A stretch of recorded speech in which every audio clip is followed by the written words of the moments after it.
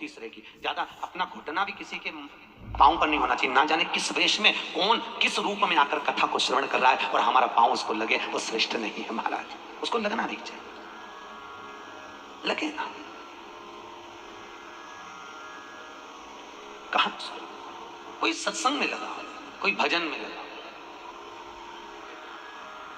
कोई व्रत कर रहा हो, साधना कर रहा हो, तप कर रहा हो, उसकी साधना में, उसके व्रत में, उसकी भक्ति में हमें कुछ खलल नहीं करना, हमें नहीं करना। आप खुद देख लो, भागवत जी में राजा परीक्षित ने मरा हुआ सांप उठाकर शमीक ऋषि के गले में डाला था। वो तो तप में लीन थे, उनको तो मालूम ही नहीं था, डाल दिया, परंतु भोगना तो पड़ा, भोगना तो पड़ा, भले उनको नहीं मालूम। कोई बैठा है, कोई भजन कर रहा है, कोई कथा में लगा है, हमें उसको खलल नहीं देना।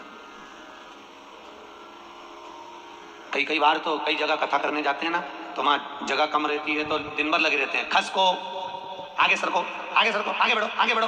पूरी कथा में जो कथा सुनने में चित्त लगा हुआ है, किसी का मन लगा हुआ है, तो भी उसको खसकाया जा रहा है। अरे भैया, तो एक बार में जब चालू हो कथा, उस समय पर खड़े रह के सबको पहले आगे बिठा दो, बाद में जहां मर्जी पड़े वहां बिठाओ, परंतु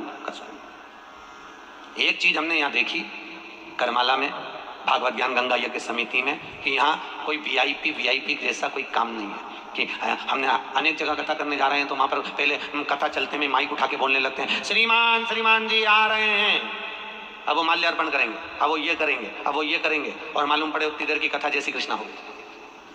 तो यहाँ ये वीआईपी पर नहीं, यहाँ तो एक बात है कि 7 दिन की कथा में जो कथा व्यासपीठ से चालू होती है तो 9:30 बजे तक कोई बीच में अड़चन डालने वाला भी नहीं आता। ये भागवत ज्ञान गंगा यज्ञ समिति के लिए एक बार जोरदार ताली बजाओ, ये चीज अच्छी है।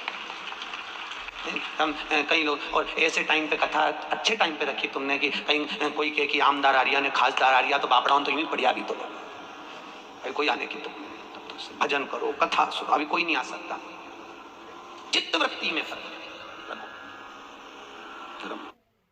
लेके आओ, फूल लेकर आओ, पुष्प वाटिका में से कुछ लेकर आइए।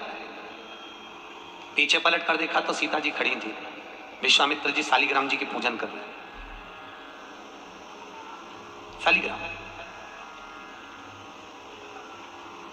शालिग्राम जी की पूजन कर रहे थे, विश्वामित्र जी ने पीछे पलट कर देखा सीता जी खड़ी, तो कहा राम एक काम करो, ये पुष्पवाटिका सीता की है, उनके पिताजी की है, सीता को भेज दो, वो फूल लेकर आएगी, वो तुलसी लेकर आएगी। जानकी जी गई, पुष्प उतारे, तुलसी उतारने लगी। तुलसी उतारते समय जानकी जी की हवा इतनी तेज चली कि सीता जी का पल्लू उड़ गया, और जैसे ही पल्लू उड़ा वो तुलसी के पौधे पर गिरा। गिरते ही सीता आगे बढ़ी और तुलसी के कुछ दल जमीन पर गिरे, तुलसी के पत्ते जमीन पर। अब तुलसी के पत्ते जब जमीन पर गिरे, सीता जी तुलसी के दल लेकर, फूल लेकर विश्वामित्र जी के पास में आई, राम जी को दिया, राम जी ने विश्वामित्र जी को दिया। विश्वामित्र जी ने तुलसी के दल लेकर भगवान शालिग्राम को चढ़ाने लगे, इतनी देर में तुलसी के दल गीले हो गए महाराज, गीले। शालिग्राम जी ने हाथ में तुलसी के पत्तों को लेकर पूछा, ए तुलसा माँ, ये बताओ कि तुम रो क्यों रही हो? तुलसा कहती है, शालिग्राम जी को देखकर, शालिग्राम भगवान के ऊपर मुझे मत चढ़ाना। विश्वामित्र जी, जानकी जी तुलसा लेकर आ रही थी, हम एक साथ पली, एक साथ बड़ी हुई, एक साथ एक पौधे में लगी हुई थी, पर सीता के पल्लू से हमारी कुछ बहनें, कुछ दल जमीन पर गिर गए, इसलिए हमें रुदन आ रहा है। वो भी तो शालिग्राम जी के लिए तरस रहे थे। विश्वामित्र जी ने कहा, जानकी, तुम्हारे साड़ी के पल्लू से तुलसी के दल आज नीचे गिरे हैं, इसलिए आज मैं तुलसी शालिग्राम को समर्पित नहीं करूंगा। वो दिन था रविवार का, इसलिए रविवार के दिन तुलसा नहीं तोड़ी जाती है, वो दिन रविवार का।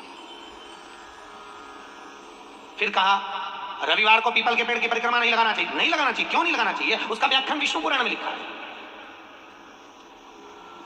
माता लक्ष्मी जी की बड़ी बहन, क्या नाम था उनका? लक्ष्मी जी की बहन का नाम क्या था? अच्छा जान दो, लक्ष्मी जी की माता जी का नाम बता दो। लक्ष्मी जी की माँ का नाम क्या था? ख्याति देवी। क्या नाम था? जम के बोलो जरा। ख्याति देवी। लक्ष्मी जी के 2 भाई थे, दाता और विदाता। लक्ष्मी जी की एक बड़ी बहन थी ज्येष्ठा देवी, जिसको लोग दरिद्रता कहते हैं। क्या नाम है?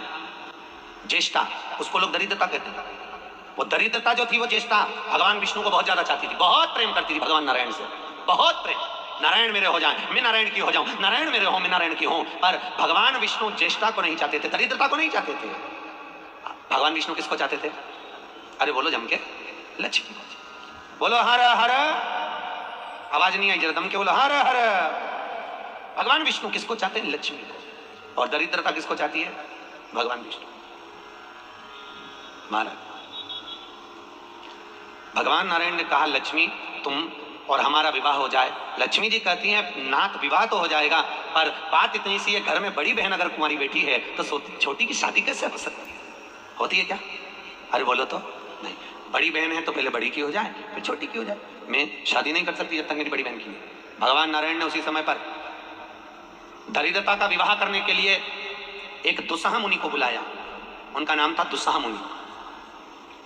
दुस्साह मुनि को बुलाकर कहा आप विवाह कर लीजिए। दुस्साह जी ने कहा मैंने नियम लिया, मैं शादी नहीं करूंगा, कुंवारा रहूंगा जीवन भर, तब करूंगा, साधना करूंगा, भक्ति में डूबूंगा। भगवान बोले अरे शादी नहीं करेगा तो नरक भोगेगा, रहने दे, विवाह कर। सबसे बड़ा आश्रम गृहस्थ आश्रम,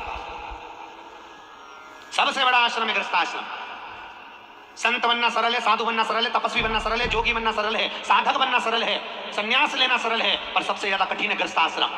एकांत में बैठकर तो कोई भी भजन कर सकता है, गंगा जी के घाट पर बैठकर कोई भी जाप कर सकता है, पर सबसे ज्यादा कठिन है घर में रहकर इधर से पत्नी आवाज लगाए, इधर से पति आवाज लगाए, इधर से बहू आवाज लगाए, और उस बीच में तू एक माला जप करके बता। सबसे ज्यादा कठिन है भगवान का भजन घर में रहकर करना।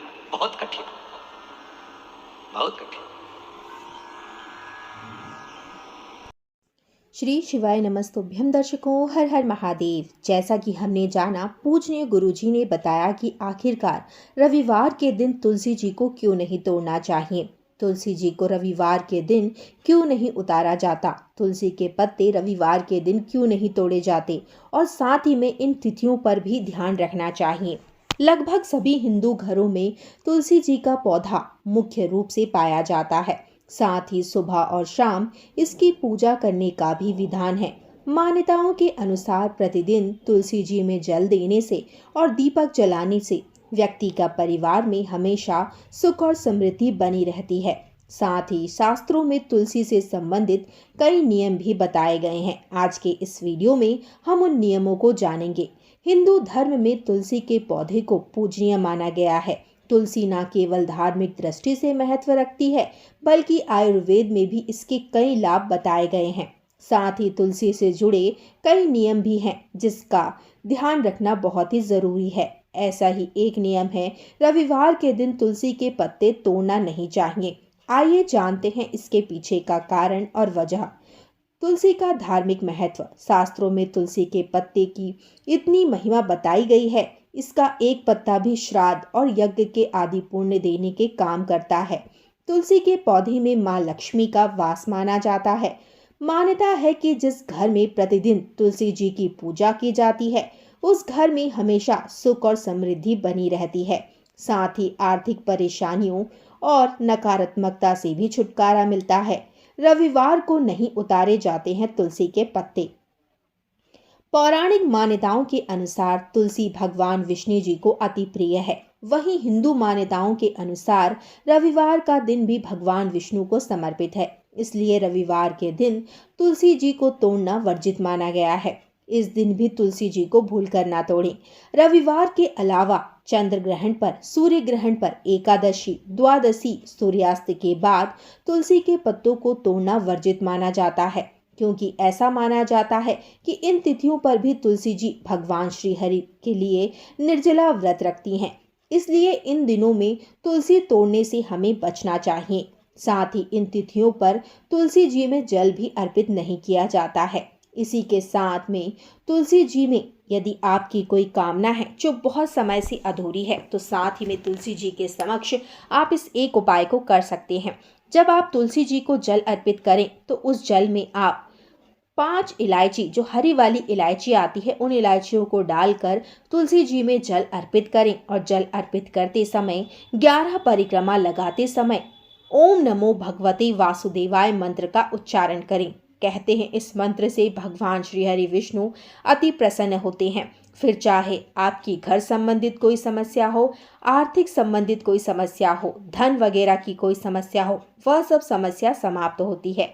तो एक बार तुलसी जी का उपाय अवश्य करें और तुलसी जी से संबंधित नियमों का पालन भी अवश्य करें। यदि आपको हमारा आज का वीडियो अच्छा लगा है मित्रों, तो चैनल को लाइक करें, सब्सक्राइब करें, बेल आइकन को प्रेस करके ऑल पर क्लिक कर दें। मिलते हैं अगले वीडियो में। ज़्यादा से ज़्यादा अपने परिवार और मित्रों को इस वीडियो को शेयर करें।